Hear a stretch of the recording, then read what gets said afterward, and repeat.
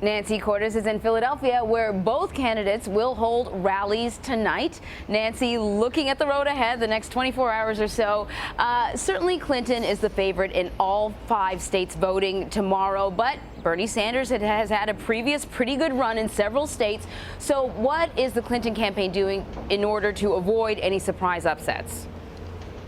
Well, they're keeping her on the same kind of campaign schedule that she had when she was campaigning in the first states rather than these states, which are so close to the end. She hit all 5 of the states over the weekend. She's got a busy campaign schedule today that, as you said, brings her here to Philadelphia because Pennsylvania is the big prize. The Clinton campaign does worry a little bit that there will be talk of a VP selection process, that there'll be talk that perhaps she thinks she has it in the bag, and that it'll start to look like she feels that she has the race locked up and that they're basically taking it for granted. And so she's going to stay on this kind of campaign schedule, even though, as you mentioned, it does look good for her in most of the states. Our battleground tracker has her leading pretty comfortably here in Pennsylvania. She's got big leads in other polls in Maryland and Connecticut. And she's even got a big lead going forward in Indiana, which is the next state up next Tuesday.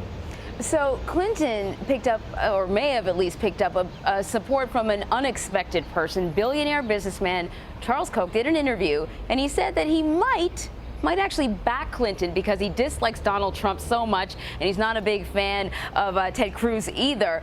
I'm wondering what the campaign's reaction was to this, and could this actually help or hurt the Clinton campaign?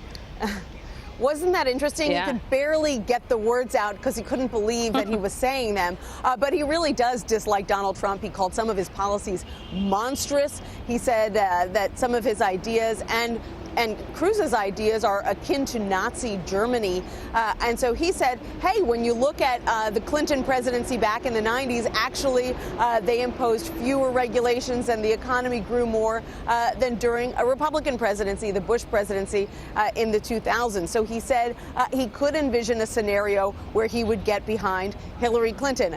Very quickly, Clinton dismissed that on her Twitter feed. Her campaign said, no thanks, that they don't want the support of anyone who doesn't believe in climate change and who wants to make it harder for people to vote. This is great for the Clinton campaign on all fronts. They get to sort of disavow a conservative donor, a big-time conservative donor, while they get to make it clear that, look, even some of the pillars of the Republican Party, this is probably the most well-known donor in the GOP, is actually saying he can't stomach Donald Trump and he may need to get behind his Democratic rival. That's pretty unprecedented. Man, it gets quirkier and quirkier. There's been a lot of talk about Sanders and his allies having a major role in shaping the Democratic agenda. Even if he doesn't win, he has been nudging Hillary Clinton further and further to the left. I'm wondering if his campaign has indicated what specific issues they may start really pushing her harder on as we move forward. Yes, and as a matter of fact, he actually laid out a pretty comprehensive list for John Dickerson on Face the Nation on Sunday. He said climate change, embracing a carbon tax. He talked about a $15 minimum wage. He talked about universal health care, income inequality. It's pretty clear at this point what his big issues are. The challenge for him is pushing Clinton to actually affirmatively adopt parts of his agenda.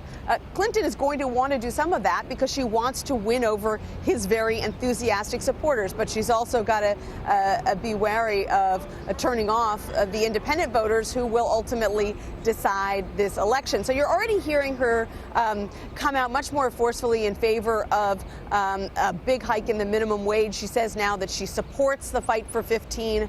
Bernie Sanders obviously wants a $15 an hour minimum wage. She, in the past, has backed a $12 an hour minimum wage. But he is getting much more specific on the stump, not just attacking her for her views, but saying, Secretary Clinton, will you join me, for instance, on embracing a carbon tax? He's really challenging her to affirmatively adopt parts of his agenda. And that basically is Sanders seeing the writing on the wall, realizing that his path is narrowing, but wanting to stay very, very relevant going forward. And the whole reason he got into the race in the first place was to try to push the likely Democratic nominee further to the left.